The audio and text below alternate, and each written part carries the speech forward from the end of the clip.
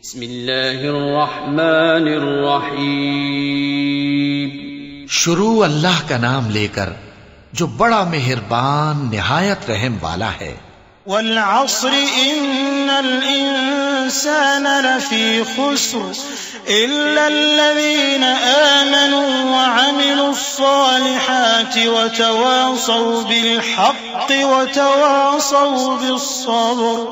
असर की कसम कि इंसान नुकसान में है, मगर वो लोग जो ईमान लाए और नेक अमल करते रहे और आपस में हक पर चलने की तलकीन और सब्र की ताकीद करते रहे। रब्बि अऊज़ु बिका मिन हमाज़ातिश शयातीन व अऊज़ु बिका रब्बि अन यहज़ुरून। बिस्मिल्लाहिर्रहमानिर्रहीम। अल्हम्दुलिल्लाह व सलामुन अला इबादिहिल्लज़ीना इस्तफ़ा व लअनतुद दाइमतुल बाक़ियतु अला अदाइहिम अजमईन मिनल आन इला क़ियाम यौमिद्दीन। अम्मा बाद फ़क़त ऊसीकुम व नफ़्सी बितक़वल्लाह। व क़ाल अली इब्न अबी तालिब अलैहिमुस्सलातु वस्सलाम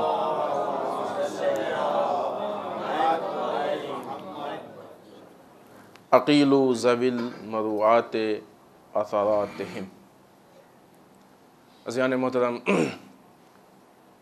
हस्ब दस्तूर सबसे पहले इस पहले खुतबे में अपने नफ्स को और आप सबको तक़वे परवरदिगार की तरफ दावत देते हुए, इसलिए कि तक़वे परवरदिगार ही वो रास्ता है कि जो इंसान को ज़िंदगी का सलीक़ा सिखाता, इंसान कैसे ज़िंदा रहे।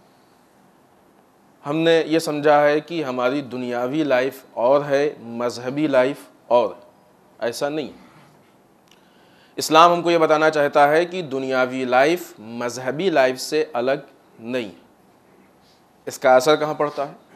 जब इंसान ये समझता है कि दुनियावी लाइफ और है, मज़हबी लाइफ और है, दुनियावी ज़िंदगी और है, दीनी ज़िंदगी और है, तो जिस चीज़ को वो दीनी ज़िंदगी समझता है वहाँ पे उसको इस बात का इंतज़ार होता है कि हमारा रसूल हमको क्या बताता है, हमारा इमाम हमको क्या बताता है, हमारा दीन क्या बताता है, हमारा खुदा क्या बताता है, हमारा इस्लाम क्या बताता है।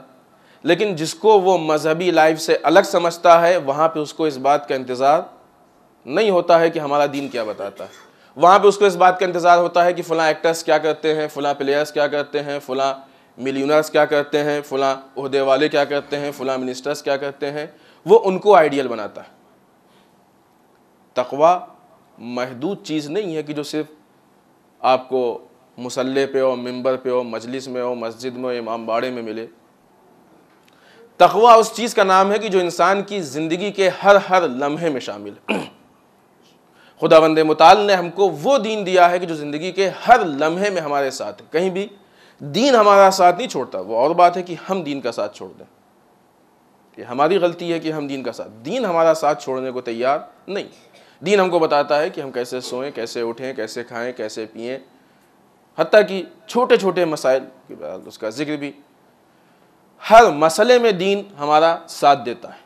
बाथरूम भी जाएं तो कैसे जाएं, टॉयलेट जाएं कैसे, सब बताता है दीन, हर चीज़ बताता है।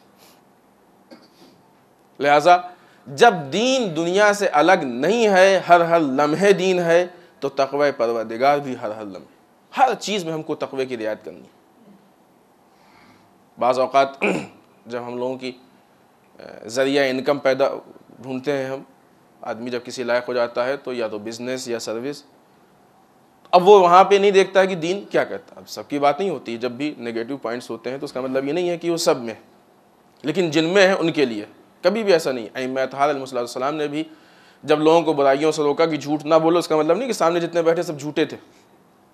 जब लोगों को कहा कि जुल्म ना करो, उसका मतलब नहीं कि सामने जितने सब जालिम थे, नहीं। इसका मतलब ये होता है कि जिसमें वो बुराई मौजूद है वो उससे परहेज़ कर ले, और जिसमें नहीं है उसके लिए तायद है और वो उसको और मजबूत कर ले। लिहाजा कभी भी अगर ये कहा जाए कि ऐसा नहीं है और ऐसा ना करो ये वो, तो उसका मतलब ये नहीं है कि जितने हैं सबके लिए। तो उसका मतलब तो ये हुआ कि जो करते हैं वो परहेज़ और जो नहीं करते उन पर तोहमत इल्ज़ाम, ऐसा नहीं होता है। क्योंकि जब कुल्ली एतबार पे सबके सामने मैसेज दिया जाता है तो वो आम को देख के दिया जाता है, किसी एक शख्स, एक ज़ात, किसी इंडिविजुअल के लिए नहीं दिया जाता है, सबके लिए दिया जाता है। लिहाजा जब कोई इंसान अपना ज़रिया माश, ज़रिया इनकम ढूंढता है तो वहाँ पे बाज़ औक़ात दीन को भूल जाता है। मसला ये वो बुनियादी चीज़ है कि जो इंसान के अंदर तकवा होने या न होने में बहुत ज़्यादा असरअंदाज है। इसलिए कि अगर इंसान हराम ज़रिए से, हराम तरीक़े से कमाई हुई रोज़ी को अपना हिस्सा बनाता है, या यूँ कहा जाए कि अपने दस्तरखान का हिस्सा बनाता है, अपने घर का हिस्सा बनाता है, तो जब ये हराम ग़िज़ा, हराम माल इंसान के पेट में जाता है तो ये सिर्फ पेट तक महदूद नहीं रहता, फिर ये इंसान के रूहानी बीमारियों की जड़ बन जाता है। फिर इंसान का नफ्स बीमार हो जाता है और तरह हत्ता कि अगर उसके बाद उसकी नस्ल आगे बढ़ती है तो उसकी नस्लों पे असर पड़ता है। वाक़यात बहुत ज़्यादा मशहूर हैं, आपके सामने वाक़यात मौजूद हैं, आपने 12 वाक़यात सुने होंगे। इस खुतबे में, इस मुख्तसर से वक्त में उन वाक़यात को जिक्र करने की ज़रूरत नहीं है। उसकी नस्लों पे हराम माल का असर पड़ता है, और जब हराम माल का असर पड़ेगा तो इंसान फिर गुनाह में मुलव्विस होगा, गुनहगार होगा और तक़वा परवरदिगार से दूर होगा। लिहाजा अगर इंसान वाकई तक़वा परवरदिगार चाहता है तो हर तरह की बुराई और ऐब से अपने आप को पाक करे, बिलखुसूस हराम रिस्क से। वो रिस्क की जो उसके लिए हलाल नहीं है उससे परहेज़ करे। ये वो ज़रिया बनता है। अगर हलाल रिस्क कमा रहा है, खा रहा है, तो तक़वा परवरदिगार की तरफ निस्बतन तेज़ी से भागेगा, और अगर हराम रिस्क है तो तक़वा परवरदिगार की तरफ जाने में उसको बहुत ज़्यादा मुश्किलात और दुश्वारियाँ होंगी, हत्ता बाज़ औक़ात नहीं पहुँच पाएगा वो। तो अब ये वो जगह है कि जहाँ पे दीन और दुनिया का बहुत ज़्यादा साथ हमको करीब से दिखाई पड़ा। बहुत सारे इमाम के वाक़यात भी हैं कि इमाम ने भी इस बात को पेश किया है कि दीन को दुनिया से और दुनिया को दीन से अलग ना समझो, बल्कि दुनिया वो है कि जो दीन का हिस्सा है। बल्कि यूँ कहा जाए कि ये दीन दिया ही इसलिए गया है कि दुनिया में रहने का तरीक़ा बताए। अगर दुनिया में रहने के तरीक़े की ज़रूरत ना होती तो शायद हम आते ही नहीं, और आते ही नहीं तो फिर दीन की ज़रूरत किसको पड़ती।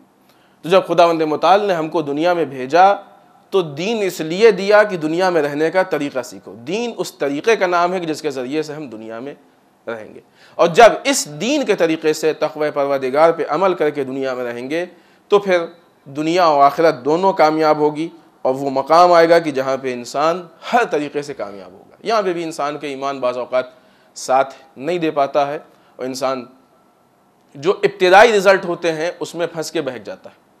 जब इंसान तक़वे पे अमल करता है, खुदा के अहकाम पे, तो बाज़ औक़ात ऐसा भी देखने में आता है कि शुरू में इंसान को लगता है कि इसमें कामयाबी नहीं है, मायूसी महसूस होती है। मसलन बिज़नेस किया, अब एक आदमी देख रहा है कि वो मिलावट भी कर रहा है, बेईमानी भी कर रहा है, तौलने में भी गड़बड़ कर रहा है, तो उसके यहाँ तेज़ी से आना शुरू हुआ पैसा, इनकम, और ये बेचारा ईमानदार, इसने मुख्तसर, तो उसके यहाँ थोड़े से स्पीड कम हुई। तो अभी इसको मायूसी हुई कि हमारा पड़ोसी तो बहुत तेज़ कमा रहा है, उसके पास बहुत पैसा, और हमारे पास कम आ रहा है। ये इब्तिदाई मायूसियों में इंसान को फंस के परेशान ना होना चाहिए।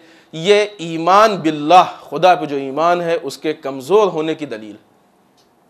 शुरू में दिखता तो है, लेकिन नतीजा यकीनन उसका होता है कि जो खुदा के बताए हुए रास्ते पे चलता है, नतीजा उसी का है। क्योंकि हराम माल जिस तेज़ी से हराम रास्ते से आता है, वो उसी तेज़ी से गलत रास्ते से चला भी जाता है। आपने आते हुए तो देखा, जाते हुए नहीं देखा, उस पर भी नज़र डालें। लेकिन हलाल माल में बरकत होती है, हराम माल में बरकत नहीं होती है। लिहाजा ये ना देखें कि फ़लाँ इंसान 2 दिन में, 2 हफ्ते में, 2 महीने में, 2 साल में बहुत पैसे वाला हो गया। ये देखें कि इस पैसे के बाद उसके हालात क्या। लेकिन हलाल माल इंसान को कहाँ तक पहुँच, असल तक़वे की बुनियाद यहाँ पे, ये वो जगह है कि जहाँ पे आज की इस दौड़ में कि जहाँ इंसान ओहदे, पैसे, नाम, इज़्ज़त, आबरू, शोहरत, इन चीज़ों के लिए मुकाबले में भाग रहा है, ऐसे में इन चीज़ों की रियायत करना यकीनन मुश्किल है। मानते हैं मुश्किल, लेकिन नामुमकिन नहीं। ऐसे बहुत से जवान हैं कि जो आके पूछते हैं कि मौलाना फ़लाँ जगह पे हमको मसलन सर्विस मिली है, आया बताइए ये काम जायज़ है कि नहीं जायज़ है। और जब उनसे बताया जाता है कि जायज़ नहीं तो फ़ौरन छोड़ देते हैं, इसलिए कि वो खुदा कि जो हराम के ज़रिए से उनको रिस्क दे सकता है, वो हलाल के ज़रिए से बदरजे औला दे सकता है। लिहाजा उस रास्ते पे चलें कि जो खुदा ने बताया है, ना कि उस रास्ते पे जिसको ज़माना और दुनिया। ज़माना हमारे लिए कुछ नहीं है, हम ज़माने से नहीं है, ज़माना हमसे। हम उस कौम, उन इमाम के मानने वाले हैं कि जो ज़माने को देख के नहीं बदलें बल्कि उनको देख के ज़माने बदलें। अइम्मा की बात तो बहुत बड़ी है। आप देखिए हाल में हमारे उलमा अगर अपने पावर का यूज़ करते हैं, एक दुनिया की कितनी मिसालें इसकी भी मौजूद है, आयतुल्लाह शिराजी से लेकर इमाम खुमैनी तक बहुत सारी मिसालें मौजूद हैं कि हमारे उलमा अगर अपने पावर पे अमल करते हैं, अपने तरीक़े और रास्ते पे अमल करते हैं, तो इनके अमल से दुनिया में तब्दीली पैदा हो जाती है, ये नहीं बदलते। ये वही दीन है जो हमारे पास है, हमारा उनका दीन अलग नहीं है। ये पावर, ये ताकत सिर्फ और सिर्फ तक़वा परवरदिगार की ताकत है कि जब इंसान खुदा का तक़वा अब अख्तियार करता है तो खुदावंद मुताल उसके अंदर अपना ख़ास पावर, अपनी ख़ास ताकत अता करने शुरू कर देता है, और फिर उसके बाद ये दुनिया के सामने एक उस पावर के साथ पावरफुल होता है कि जिस पावर को कोई भी ज़ेर नहीं कर सकता। दुनिया से लिए हुए पावर, आप देखें कितने ऐसे मुल्क हैं कि जिनको दुनिया पे भरोसा है, दुनिया के जो पावरफुल ताकत हैं जिनको दुनिया कहती है कि ये सुपर पावर है, लेकिन हालात पड़ने पे वो उनको छोड़ देते हैं, ठेंगा दिखा देते हैं, धोखा दे देते हैं। लेकिन जिसने इलाही ताकत पे भरोसा किया, इसकी भी मिसालें मौजूद हैं, इसकी भी मिसालें आपकी निगाहों के सामने मौजूद हैं। वो ममालिक, वो कंट्रीज़ की जिन्होंने सुपर पावर्स पे भरोसा किया है, उनका क्या हश्र हुआ है और हो रहा है वो आपकी निगाहों के सामने।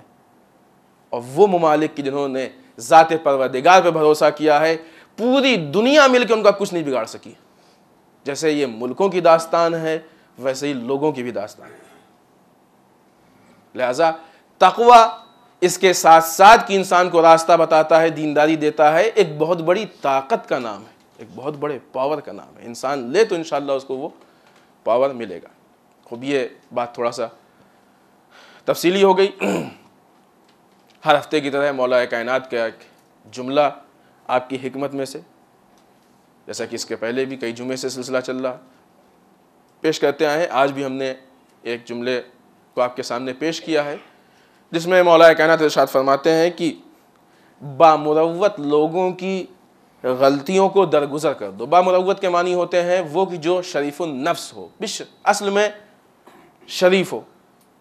आपको इससे पहले हमने आपसे गुजारिश की थी कि ये सिलसिला जो है उसके कई फ़ायदे हैं। एक तो ये कि हमको उन हिकमतों से आगाही मालूमात हो जाएगी, दूसरे हमको याद भी सिलसिलेवार, इसीलिए ये बात सिलसिले से है ताकि आप देख के आएँ, उसको पढ़ के आएँ, और उसके बाद जब ये यहाँ पे जिक्र हो जाए तो उसको याद करने की कोशिश करें। तो आपकी ज़िंदगी में बहुत सारे मौला के कलमे ऐसे हो जाएंगे कि जो आपके जहन में होंगे, और कहीं भी आप उस पर अमल भी कर सकते हैं और उसको अपनी बात में इस्तेमाल भी कर सकते हैं। उसके ज़रिए से मैसेज भी लोगों तक पहुंचा सकते हैं।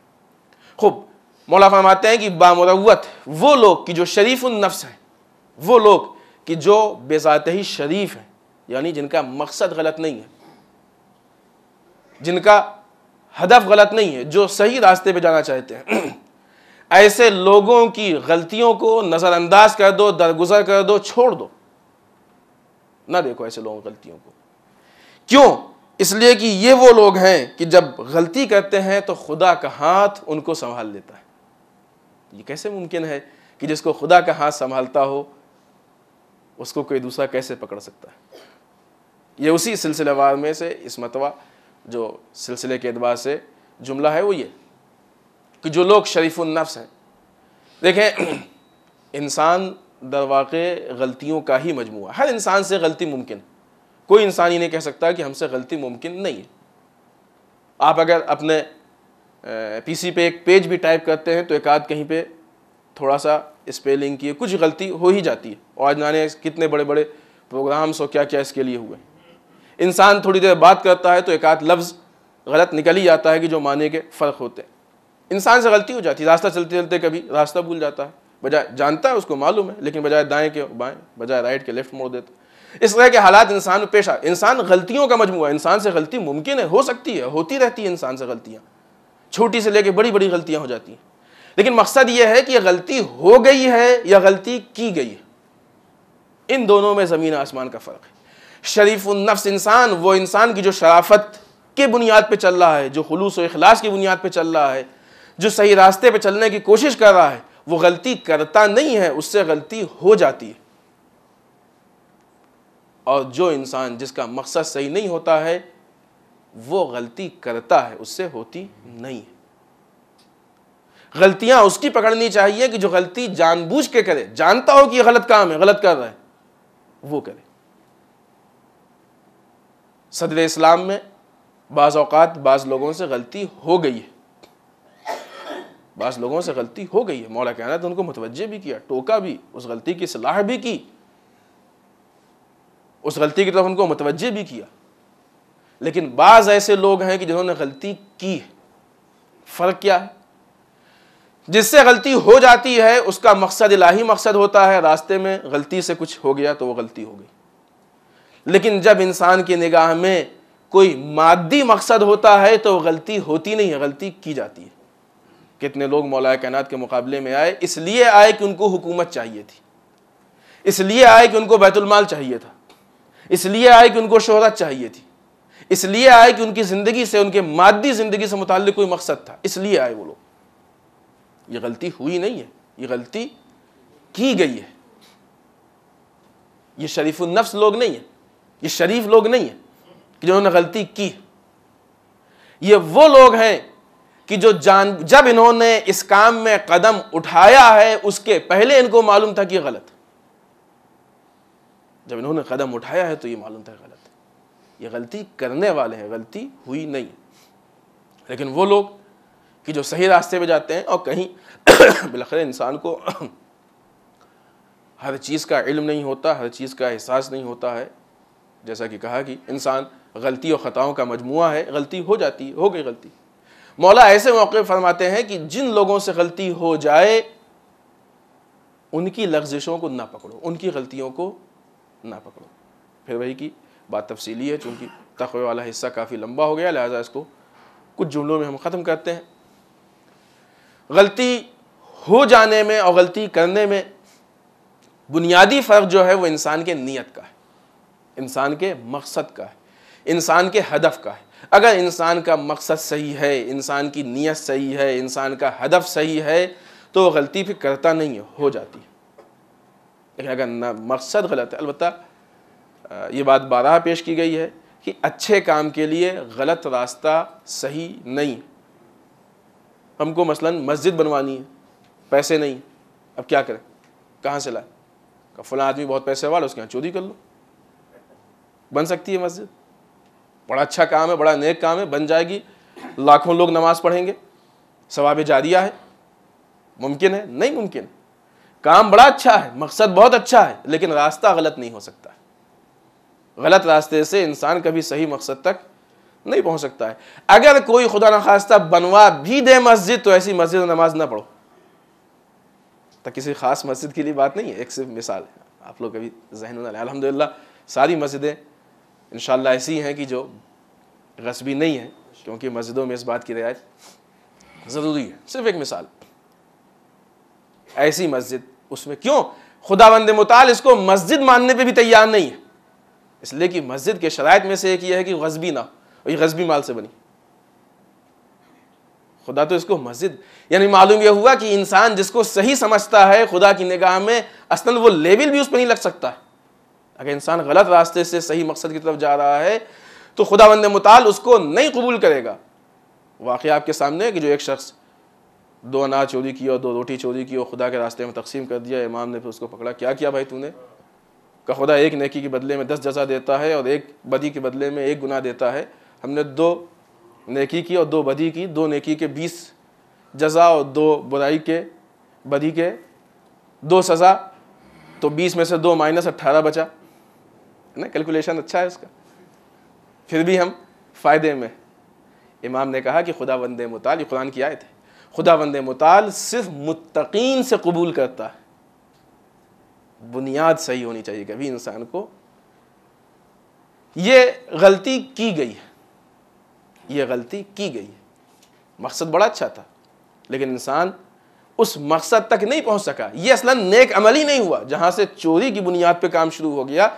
जिसे हमारे उर्दू मुहावरे में कहते हैं कि हलवाई की दुकान और दादा का फातिहा। ये गलत तरीका ही गलत है। चूंकि बुनियाद गलत है लिहाजा इंसान सही मकसद तक नहीं पहुंच सकता है। सही मकसद तक पहुंचने के लिए रास्ता भी सही होना ज़रूरी है। लिहाजा अगर इंसान ने रास्ता गलत अख्तियार कर लिया और भले ही उसका मकसद सही हो, तब भी यही कहा जाएगा कि गलती हो गई, नहीं, यह कहा जाएगा कि गलती की गई है। और फिर गलती करके इंसान सही मकसद तक नहीं पहुंच सकता। हाँ, एक इंसान ने अपने हिसाब से सही रास्ता चुना, नीयत सही है, मकसद सही है, इरादा सही है, खुलूस है, सब कुछ है, और फिर उसके बाद उससे गलती हो गई। ऐसी गलतियों के लिए मौला कहते हैं कि ऐसे लोगों की गलती को नज़रअंदाज कर दो। क्यों? इसलिए कि जब ये गलती करते हैं तो खुदा का हाथ इनको संभालता है।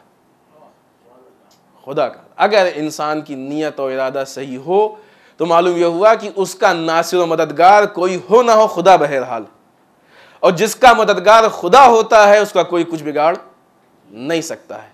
खुदा के मुकाबले में कौन आ सकता है? खुदा। ऐसे भी वाक़यात हैं, ये भी वाक़यात बहुत हैं कि इन लोगों ने, कोई उलमा के वाक़यात भी हैं, कोशिश की और कोशिश करने में बाज़ जगहों पे गलती हो गई, और फिर उसके बाद या इमाम ने आके या खुदा ने इस्लाह की किसी ज़रिए से, बिलखैर खुदा की इस्लाह के लिए कोई ज़रिया ज़रूरी है, वसीला ज़रूरी है, किसी ज़रिए किसी वसीले से खुदा ने उनकी इस्लाह की और उस गलती की इस्लाह हुई। लिहाजा गलतियों को ये देखना चाहिए कि इसके पीछे क्या है। क्या ऐसा तो नहीं कि इसके पीछे, बाज़ औक़ात इसका उल्टा भी होता है, गलत काम के लिए अच्छी शक्ल दिखाई जाती है। अइम्मा अतहार अलैहिस्सलाम के मुकाबले में जो हाकिम आते थे, मसलन इमाम हुसैन के मुकाबले में, मौला कायनात के मुकाबले में, उन्होंने अपनी पब्लिक को क्या बताया था कि हम गलत काम के लिए जा रहे हैं? नहीं, उनको मालूम था कि गलत है, लेकिन पब्लिक को बताया था कि नहीं, यही दीनदारी है। पब्लिक को बताया था कि यही दीनदारी है, और उस लिए पब्लिक को लेके आए, फौजें पूरी पूरी लेके आए, पब्लिक इस उम्मीद में, इस गुमान में कि हम मजहबी फरीज़े पर अमल करने जा रहे हैं, और चले आए। बहुत बड़ी गलती है। गलती की बहुत सारी किस्में, तरह तरह की गलतियां होती हैं।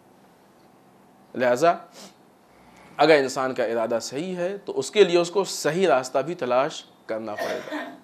अब ये पब्लिक की जो आ गई, इसको क्या कहेंगे? कोई इंसान आंख बंद करके किसी रास्ते पे चला जाए तो ये नहीं कहा जाएगा गलती हो गई है। नहीं, तुमने क्यों नहीं तहकीक की? खुदावंद मुताला ने तुमको अक्ल क्यों दी थी, शऊर क्यों दिया था? इसलिए अक्ल दी थी कि दूसरा कुछ भी कह दे मान लो? नहीं, इसलिए अक्ल दी थी कि तुम खुद फैसला करो। किसी ने कह दिया कि मसलन इमाम हुसैन शरई एतबार से वाजिबुल कत्ल हो, तुमने मान लिया। वाक़या हमने आपके सामने पेश किया है, काजी शुरह का फतवा लिया गया था इमाम हुसैन के खिलाफ, नाउज़ुबिल्लाह कि इमाम हुसैन अस्तग़फिरुल्लाह नाउज़ुबिल्लाह वाजिबुल कत्ल है। उस बुनियाद पे लोगों को जमा किया गया कि ये एक इस्लामी फरीज़ा है, लोगों ने मान लिया। वक्त के इमाम को, वक्त का वली, तुम्हारी अक्लों को क्या हो गया? तो कोई मान सकता है कि जो चले आए थे इनसे कहा जाए गलती हो गई? नहीं, हुई नहीं गलती। मालूम यह हुआ कि इंसान अपने काम में तहकीक ना करे, उसके बाद गलती हो जाए तो ये गलती से नहीं होती है, बल्कि जानबूझ के। इंसान को गौर फिक्र करनी चाहिए, हम किस रास्ते पे जा रहे हैं, रास्ता सही है कि नहीं है, रास्ता बरहक है कि नहीं है। यहां पे एक और तजुर्बा सामने आता है कि जो लोग बहकाते हैं वो कभी शैतान की शक्ल में नहीं आते हैं, बल्कि मोतबर शक्लें लेके आते हैं। काजी शुरह इस्लामी हुकूमत का काजी है, इस्लामी मनसब का एक जिम्मेदार शख्स है, इस्लाम के नाम पे बहका रहा है। जंगे सिफ़ीन में कुरान के नाम पे बहकाया गया।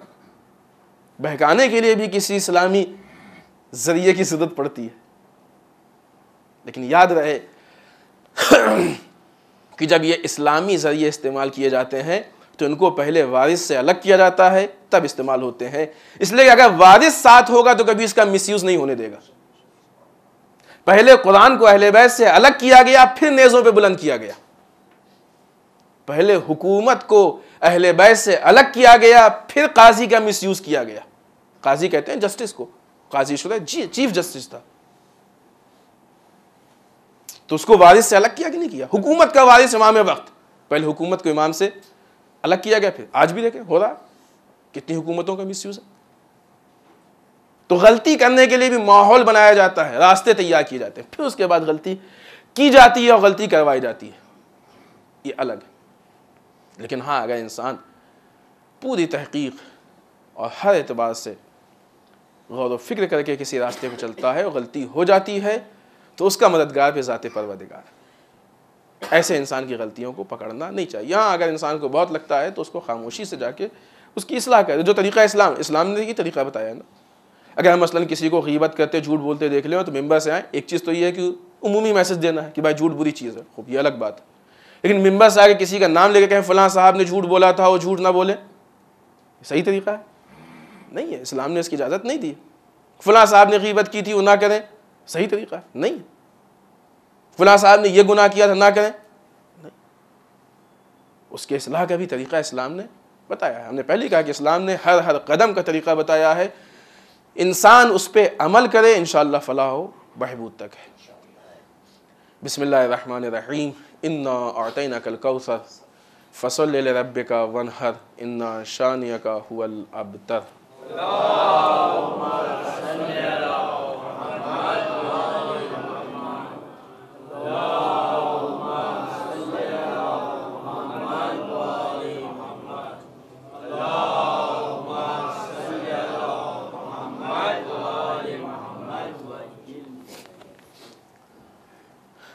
रब्बि अऊज़ु बिका मिन हमाज़ातिश शयातीन व अऊज़ु बिका रब्बि अन यहज़ुरून। बिस्मिल्लाहिर्रहमानिर्रहीम। अल्हम्दुलिल्लाहिल्लज़ी ला यब्लुगु मिदहतहुल क़ाइलून वला युहसी नअमाहुल आद्दून वला युवद्दी हक़्क़हुल मुज्तहिदून। अल्लाहुम्मा सल्लि व सल्लिम अला साहिबिद दाअवतिन नबविय्यह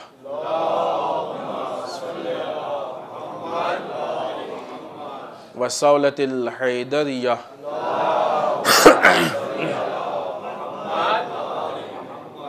वल इस्मत फ़ातिमिय्यह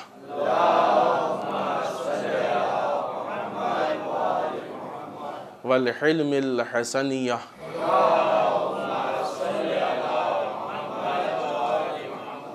व शुजाअतिल हुसैनिय्यह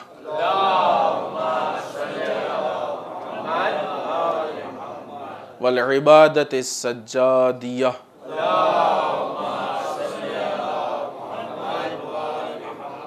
वल आसारिल बाक़िय्यह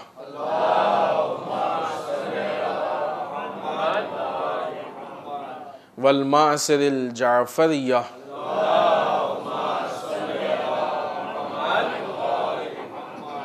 वल उलूमिल काज़िमिय्यह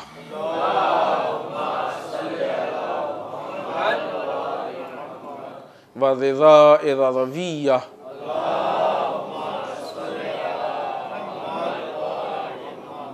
वल जूदित तक़विय्यह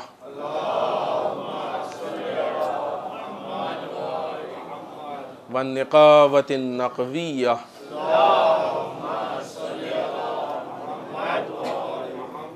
वल हैबतिल अस्करिय्यह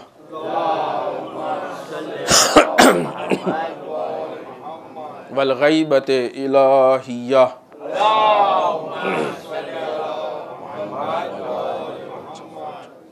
वलानतुद दाइमतुल बाक़ियतु अला अदाइहिम अजमईन मिनल आन इला क़ियाम यौमिद्दीन। अम्मा बाद। अज़ान मोहतरम, इस दूसरे खुतबे में इस हफ़्ते की मुनासिबात में से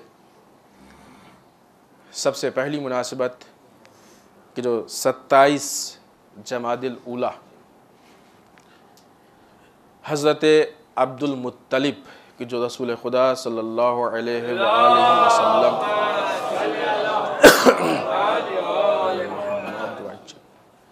के जद दादा थे, उनके वफ़ात की तारीख़। इनकी वफ़ात इनकी कब्र जन्नतुल मुअल्ला, वो कब्रस्तान की जो कि मक्का मुकर्रमा में मौजूद है। जो लोग हज या उम्रे के लिए तशरीफ़ ले गए हैं उनको ज़ियारत का शरफ़ भी हासिल हुआ होगा। लेकिन जिस तरीक़े से हर वो चीज़ की जो इस्लामी सरमाया है उस पर ज़ालिमीन का नाजायज़ कब्ज़ा और उसको बेनिशान करने की कोशिश है, उसी तरीक़े से जन्नतुल मुअल्ला को भी बेनिशान करने की कोशिश है। रवायात में है कि जन्नतुल बक़ी के बाद अफजल तरीन कब्रस्तान ये जन्नतुल मुअल्ला है और इसका एक नाम भी यही है, हज़रत अबू तालिब का कब्रस्तान या हज़रत अब्दुल मुत्तलिब। अभी तक उसकी बाउंड्री ऐसी थी कि लोग बाउंड्री के ऊपर से जाली से कब्रों को देख सकते थे, लेकिन अब ऐसा इंतज़ाम किया गया है कि लोग बाउंड्री के ऊपर से भी जाली से इतनी ऊंची बाउंड्री कर दी गई है कि लोग कब्रों को देख भी नहीं सकते। लग रहा है ये ज़ालिमीन के जुल्म की पाबंदियाँ हैं, और हमने बारहा कहा है कि हम जब जब जुल्म पे चुप रहेंगे जुल्म बढ़ता जाएगा। पहले जुल्म पे अगर हमारी आवाज़ ज़बरदस्त और पावरफुल होती तो जुल्म आज इस मकाम तक नहीं पहुँच पाता। दूसरी मुनासबत जो इस हफ्ते की मुनासबत है, हमारे वक्त के इमाम ज़माना अज्जल ताला फ़रजहु शरीफ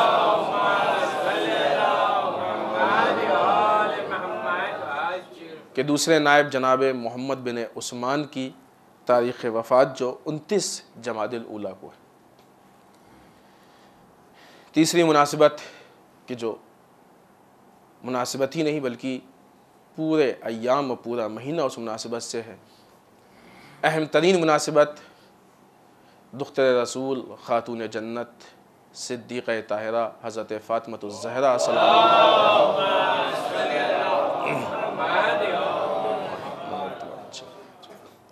की तारीख़ शहादत जो 3 जमाद सानिया को है। बीबी ने अपनी 18 साल की उम्र में वो बड़े बड़े कारनामे अंजाम दिए कि जो लोगों ने बड़ी बड़ी उम्रों में भी अंजाम नहीं दिया, और इसी 18 साल की उम्र में ऐसे ऐसे मज़ालिम भी बर्दाश्त किए कि जिसका बर्दाश्त करना हर इंसान के बस की बात नहीं, जिसकी बहुत वाज़ेह दलील ये है कि 18 साल की उम्र में कमर भी झुक गई थी और हाथ में असा भी आ गया था, जो कि इंसान सहारे के लिए लेता है, कमज़ोरी की बुनियाद पे लेता है।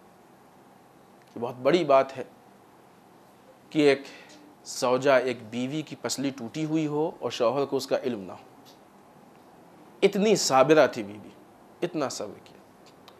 अगर आपको याद हो तो 2 हफ्ते पहले हमने एक जुमला आपसे सामने पेश किया था कि बीवी के दरवाजे पे लकड़ियां जमा की गईं, बहरहाल गलत हुआ, बहरहाल ये काम ऐसा काम है कि जिसकी हमेशा नफरी मजम्मत करनी चाहिए, लेकिन इससे ज़्यादा गलत ये हुआ कि मुसलमानों के मजमे में ये काम हुआ है, मुसलमानों की बस्ती में ये काम हुआ है, आसपास रसूल के कलमागू थे।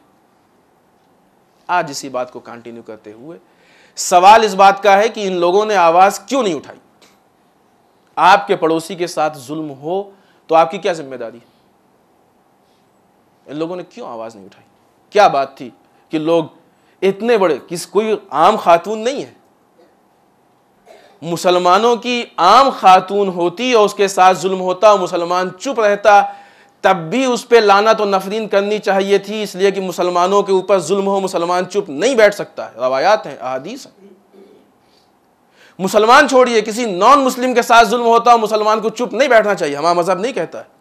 ने इससे पहले मिसाल पेश की है कि मौलाए कायनात ने अपनी आर्मी को इस बात पे डांटा है कि एक यहूदी औरत के पैर से पाजेब छीन लिया गया। कैसे छीना गया? तुम कहां थे? एक यहूदी औरत के साथ जुल्म हो जाए, अली खामोश ना बैठे। उसी अली की बीवी, उसी अली की खातून, उसी अली की ज़ौजा जो कि रसूल की एक लौती बेटी थी, उसके साथ जुल्म हो जाए, मुसलमान चुप बैठा रहे। किस इस्लाम में? क्यों ऐसा हुआ? क्यों? ये वो आदत है कि जो जुल्म को बर्दाश्त करने की आदत है। ये वो आदत है कि हमसे क्या मतलब, हम अपने 2 चीज़ों से आदत बनती है। पहली ये कि इंसान अपनी दाल रोटी में मशगूल हो जाए, दुनिया में मशगूल हो जाए। इमाम हुसैन अलैहिस्सलाम का वो शिकवा और जुमला,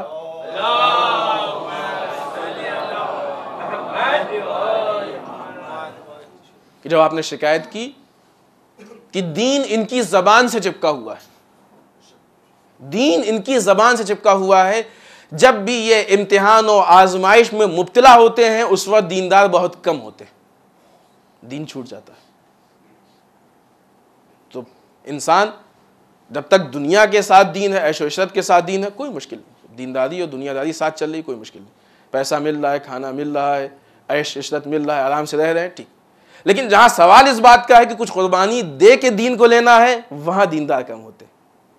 और अहादीस और रवायात में है कि असल दीनदारी का इम्तिहान ही यहीं पे है कि जहां इंसान कुर्बान, करबलाई दीन यही है, अलवी दीन यही है कि इंसान कुर्बानी दे के दीन ले। दीन कुर्बानी चाहता है। लिहाजा ये वो लोग हैं कि जो कुर्बानी नहीं दे सके और पीछे हट गए। दूसरी चीज कि दीनदारी की शक्ल को बदल दिया जाता है। लोगों को दीनदारी में के एतबार से महदूद कर दिया था। अब खाली तुम जिक्र करो अल्लाह अल्लाह। वो वाक़या हमने आपके सामने 12 पेश किया अबू मूसा अशअरी का। अबू मूसा अशअरी एक उन्वान है, एक फ़िक्र का नाम हो गया, वरना ऐसे बहुत सारे। मौला कायनात के साथ जंग में नहीं गया। क्यों? इसलिए कि वो दीनदारी के लिए नहीं गया। सोचिए आप, तस्बीह और तहलील के लिए।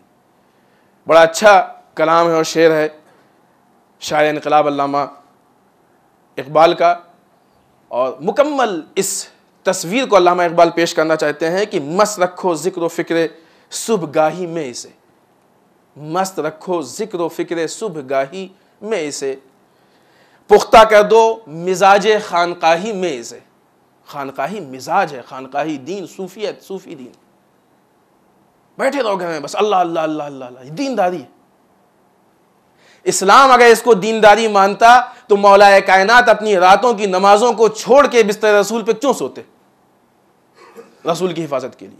इस्लाम अगर इसको दीनदारी मानता तो अली अपने मुसल्ले को छोड़ के खैबर और खंदक में क्यों जाते? पहले दीन की तो हिफाजत करो। इस्लाम अगर इसको दीन मानता तो इमाम हुसैन हज को छोड़ के मैदान करबला क्यों जाते? पहले दीन की हिफाजत जरूरी है, जब दीन ही नहीं बचेगा। ये मुसलमान या तो अपनी दाल रोटी के चक्कर में बैठा था कि इसको इस बात का एहसास नहीं था कि दुख्तर रसूल का दरवाजा जल रहा है। दरवाजे के जलने पे अफसोस यकीनन सबको है, लेकिन अफसोस उस वक्त तक अपने मंजिल कमाल पे नहीं पहुंचेगा जब तक मुसलमान इस बात पे फिक्र नहीं करेगा, गौर नहीं करेगा कि दरवाजा जला क्यों और जलता क्यों रह गया। क्या मुसलमानों के घरों में एक बाल्टी पानी नहीं था कि लाके सिद्दीका के दरवाजे को, आग पे लगी हुई आग को बुझाते? मुसलमान कैसे कैसे बर्दाश्त कर सकता? तसव्वुर कीजिए आप, अगर हमारा आपका घर होता मदीने में, आस पड़ोस और सिद्दीका के घर से उठता हुआ धुआं देखते तो क्या हम घर में खामोश बैठे रहते? लेकिन मसला वही है, ये वही मिजाज है कि जो इस मकाम पे लाया गया। कुरान नातिक के दरवाजे पे आग लगी, धुआं उठता दिखा, मुसलमान खामोश बैठा रहा। आज कुरान सामित जलाया गया, मुसलमान खामोश बैठा रहा। फिर हम वही बात कहेंगे कि ये बात उन लोगों के लिए नहीं है कि जिन्होंने कुछ किया है, उनके लिए जिन्होंने कुछ नहीं किया। हर तरह के लोग हैं। हमारी जिम्मेदारियां हैं। रसूल सल्लल्लाहु अलैहि वसल्लम ने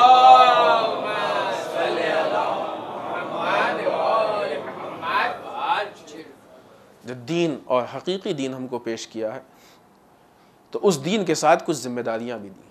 और यही वो मौक़े हैं कि जहां मुसलमानों का इम्तिहान था कि तुम ऐसे हालात में अपने को किस जगह पे खड़ा करना चाहते। जिस मौलाए कायनात के लिए रसूल ने पूरी जिंदगी इतनी फजीलतें बयान की, हमारे और आपकी बात छोड़िए, रसूल के ज़मान से एक दो फजीलतें, कितनी अहादीस, कितनी रवायात। जिस अली के लिए कुरान कसीदा खान, उस मौला पे जुल्म हुए और मुसलमान देखता रह गया, है कि नहीं? मालूम यह हुआ कि यह मुसलमान अगर खामोश नहीं बैठता तो जालिम पहले ही जुल्म में चुप हो जाता। जालिम के जुल्म का इतना बढ़ना मुसलमानों की खामोशी की बुनियाद पे था। यह तारीख हमको इबरत देती, हिस्ट्री से हमको इबरत मिलती।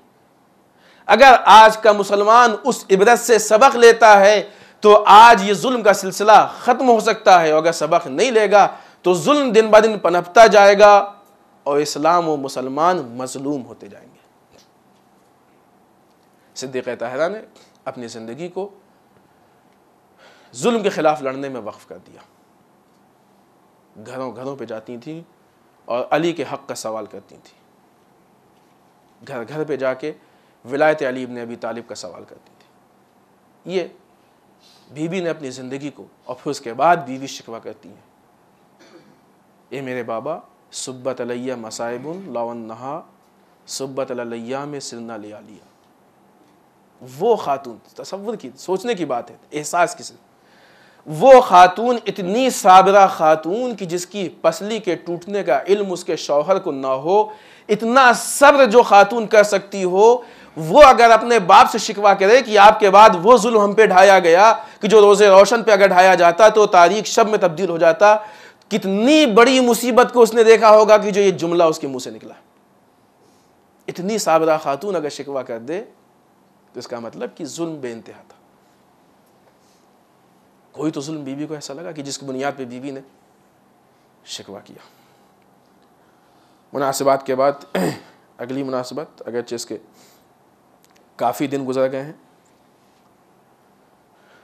19 मार्च जो गुजरी हुई तारीख़ है, उसमें फ्रांस के एक स्कूल के बाहर एक शख्स ने कि जिसका जहनी तवाज़ुन बिगड़ा था, यानी मेंटली डिस्टर्ब था, उसने गोली चलाई और उसके गोली चलाने के नतीजे में 3 बच्चे, 3 पुलिस वाले और एक यहूदी शख्स, 7 आदमी मर गए और बाद में पुलिस ने गोली चला के उसको मार दिया। ये न्यूज़ यकीनन आपने भी देखी होगी। इसका रिएक्शन ये हुआ कि उसके बाद ये फ़ैसला ले लिया फ्रांस हुकूमत ने कि अब इस्लामी मुबल्लिग फ्रांस में नहीं आ सकते, बैन हो गए। सोचिए, एक वो इंसान की जो मेंटली डिस्टर्ब है, उसकी एक एक्टिविटी की बुनियाद पे इतना बड़ा फैसला कि इस्लामी मुबल्लिग, मुसलमान मुबल्लिग, तबलीग करने वाले फ्रांस में नहीं आ सकते, उन पे बैन लग गया। अगर आप तारीख़ उठा के देखिए तो ये पहला वाक़या नहीं है, ख़ास करके यूरोप का, यूरोप अमेरिका का, कि जब किसी स्कूल के सामने गोली चलाई गई है। पूरी तारीख़ तो इसकी हम इस खुतबे में नहीं बयान कर सकते, विकिपीडिया में बहुत सारी डिटेल मौजूद है, आप खुद देखिएगा। पहला वाक़या इसका 26 जुलाई सन 1764 1764 में हुआ। खूब उस वक्त मीडिया इतनी नहीं थी, लोगों को इतना ज़्यादा इल्म नहीं हुआ, खबर नहीं हुई। पहला वाक़या वो हुआ। अब तक 125 तकरीबन वाक़े हो चुके हैं, 125 वाक़या ऐसे हो चुके हैं। ये कोई नया वाक़या नहीं है। वहाँ पे जब किसी का जहनी कुछ डिस्टर्ब होता है तो वो इस तरह की हरकत करता है। 125 ऐसे वाक़यात हो चुके हैं और जिसमें से इस एक वाक़े के अलावा बाकी सारे वाक़े या किसी यहूदी ने किए या किसी ईसाई ने किए। 124 वाक़े किसी को नहीं दिखाई दिए। ये एक वाक़या जो कि एक मेंटली डिस्टर्ब के ज़रिए पाया गया, उस बुनियाद पे इतना बड़ा इक़दाम ले लिया। यानी एक सियासत और एक तासुब चल रहा है। हमारे पास ऐसे कुछ प्रूफ मौजूद हैं कि जब कोई गैर मजहब वाला किसी गलत काम को अंजाम देता है तो मीडिया कहता है फलां ने ये काम किया। जब कोई नॉन मुस्लिम किसी काम को अंजाम देता है तो मीडिया उसको शो करता है इस शख्स ने, मिस्टर जैद, मिस्टर फलां, उसने ये काम को अंजाम दिया। लेकिन जब कोई मुस्लिम किसी काम को अंजाम देता है तो उसका नाम नहीं लिया जाता है, मुसलमान ने इस काम को किया। ऐसी बात है कि हर मजहब में इंसान है और गलती सबसे मुमकिन है। मुसलमान भी गलती करता है, नॉन मुस्लिम भी गलती करता है, लेकिन मुसलमान की गलती को इस्लाम की बदनामी का सबब क्यों बनाया जा रहा है? ये तासुब क्यों? इस बुनियाद पे मसला इसका नहीं है कि एक मेंटली डिस्टर्ब ने गोली चलाई। मसला इसका है कि यूरोप में इस्लाम की तरक्कियां जो हो रही हैं और दिन ब दिन लोग इस्लाम कबूल कर रहे हैं, वो लोगों को खल्ला है और उस रास्ते को बंद करने के लिए ये बहाना ढूंढा गया कि इस बहाने से उस रास्ते को बंद किया जाए ताकि तबलीग इस्लाम की रुक जाए, जबकि इस्लाम की तबलीग हर मुसलमान की जिम्मेदारी। अगली बात की, जैसा कि आपके सामने है, इससे पहले भी हमने कई मरतबा कहा, हिजाब के ख़िलाफ़ जो एक्टिविटीज़ चल रही हैं उसमें अब न्यूजीलैंड ने भी कदम आगे बढ़ाया है और वहाँ भी ऐसी बात चल रही है कि हिजाब को बैन किया जाए। ऐसे मौक़े पे सबसे पहली जो हमारी ज़िम्मेदारी है, वो हमारी वो ख़वातीन की जो हिजाब नहीं करती हैं वो हिजाब शुरू करें। ये चीज़ें बैन होती तभी हैं, ख़त्म होती तभी हैं जब उस पर हम अमल छोड़ देते हैं। अगर आपको याद हो तो शायद 28 सफ़र के दिन या शब की किसी मजलिस में हमने ये बात मिसाल पेश की थी।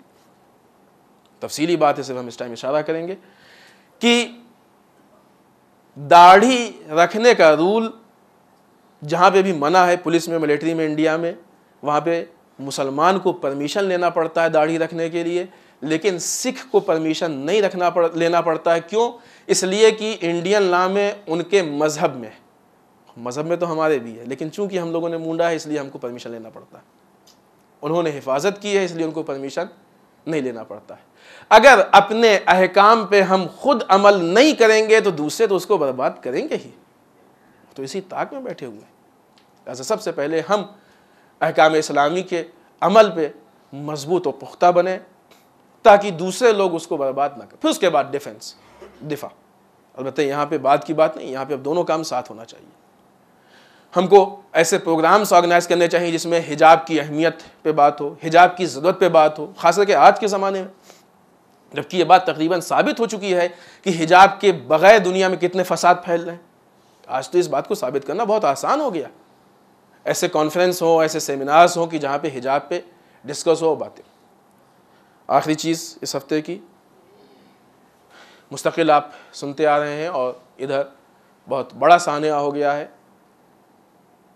पाकिस्तान ने, जैसा कि ज़ाहिरन लगता है कि शियों को मारने के लिए कमर कस ली। हर कुछ दिन पे कोई ना कोई वाक़या सुनने में आता है। आपने ऐसी हुकूमतों के नाम तो सुने होंगे कि ये हुकूमत फला मज़हब की है, ये हुकूमत फला मज़हब की है। पाकिस्तान की हुकूमत लगता है कि वो एंटी शिया हुकूमत है, जबकि बाज़ हुक्मरान ऐसे भी आए हैं कि जो अपने को शिया कहते भी हैं। यहाँ पे मसला किसी तासुब का नहीं है। चाहे कोई सुन्नी शिया को मारे, चाहे शिया सुन्नी को मारे, मरता बिलखरे मुसलमान है। और याद रखिए कि ये मारने वाले मुसलमान नहीं होते, ये मुसलमानों का चोला उड़ते हैं। हम उसकी बात नहीं कर रहे हैं जिसके हाथ में गन है, उसकी बात कर रहे हैं जो असली कातिल है, उसकी बात। ये तो हो सकता है कि वो बेवकूफ़ी में आ गया हो, और ख़ास करके वो ख़ास फ़िरक़ा कि जो सुन्नी शिया के बीच में इफ्तराक डालने के लिए आया है, उसका काम ही यही है कि सुन्नी शिया के बीच में इफ्तराक डाले। बिलखरे कोई भी हो, ये शियों का कत्लेआम दुनिया में कहीं भी हो, उसको हम बर्दाश्त नहीं कर सकते। कभी भी आपका दिल चाहा पूरी बस रोकी ज़ायरीन को मार दिया, कभी भी दिल चाहा 100-200 लोगों को मार दिया। क्या है, बिलखरे हैवानों को भी इतनी कसरत से नहीं मारा जाता। फ़ोटोज़ देखें आप, लोगों के सर कटे हुए हैं लाइन से, लोगों के हाथ कटे हुए हैं, लोगों के पैर कटे हुए हैं। कोई जुल्म की इंतहा होती है? इतना खुल्लम खुल्ला जुल्म तो जंगल में भी नहीं होता है। ये कैसी हुकूमत है? नहीं संभल पाती हुकूमत, छोड़ दें हुकूमत। शिया कब तक इस तरह मारे जाएंगे?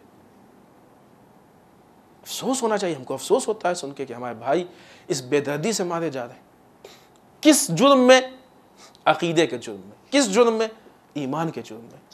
किस जुर्म में? आज़ादारी के जुर्म में। किस जुर्म में? ज़ियारत के जुर्म में। ये उनके जुर्म है। आज जहां पे दुनिया पे ह्यूमन राइट्स, दुनिया में लोगों के हुकूक की इतनी बात चल रही है, वहां पे क्या हमको इतना भी हक नहीं है कि हम अपने इमाम पे एक आंसू बहा सकें? इतना भी हक नहीं कि हम ज़ियारत के लिए जा सकें? इतना भी हक नहीं है कि हम मातम के लिए हाथ उठा सकें? इतना भी हक नहीं कि हम अपने अकीदे का इजहार कर सकें? कैसा ह्यूमन राइट, और कैसी हुकूमत, कैसा निज़ाम, कैसा सिस्टम? ये खुल्लम खुल्ला जुल्म बिलखरे काबिल बर्दाश्त नहीं है, और इंशाअल्लाह हम इसको बर्दाश्त भी नहीं कर सकते। आइए आखिर में बारगाह परवरदिगार में दुआ करते हैं कि पालने वाले हम सबको अमाल सालिहा की तौफीक इनायत फरमाए। बारिल्लाह हमारे कबीहा से महफूज रखे, बारिल्लाह हमारे गुनाहों को बख्श दे, बारिल्लाह हमारे मरहूमीन को बख्श दे, पालने वाले इस्लाम व मुस्लिमीन की हिफाजत फरमा, बारिल्लाह दुश्मनान इस्लाम को नीस्त व नाबूद कर दे, बारिल्लाह मुहिब्बान अहले बैत जहाँ जहाँ भी उनके जान माल नामूस इज़्ज़त आबरू की हिफाजत फरमा, बारिल्लाह जो बेरोज़गार उनको रोज़गार अता फरमा, बारिल्लाह जो बसर रोज़गार उनकी रोज़ी में खैर व बरकत अता फरमा, बारिल्लाह जो परेशान हाल उनकी परेशानियों को दूर फरमा, बारिल्लाह जो लावलद उनको औलाद सालेह इनायत फरमा, बारिल्लाह जिनकी शादियों मुश्किलात उनके मुश्किलात को हल फरमा, बारिल्लाह हमारे उलमा का साया हमारे सरों पे बाकी रखे, बाला रहबर व मराजे को तूल उम्र नायत फरमा, बाला इमाम के ज़हूर में ताजील फरमा, हमें उनके आवान व अंसार में शरीक होने की तौफ़ीक़ इनायत फरमा। रब्बना तक़ब्बल मिन्ना इन्नका अंतस समीउल अलीम। बिस्मिल्लाहिर रहमानिर रहीम। कुल हुवल्लाहु अहद, अल्लाहुस समद, लम यलिद वलम यूलद वलम यकुल लहू कुफुवन अहद।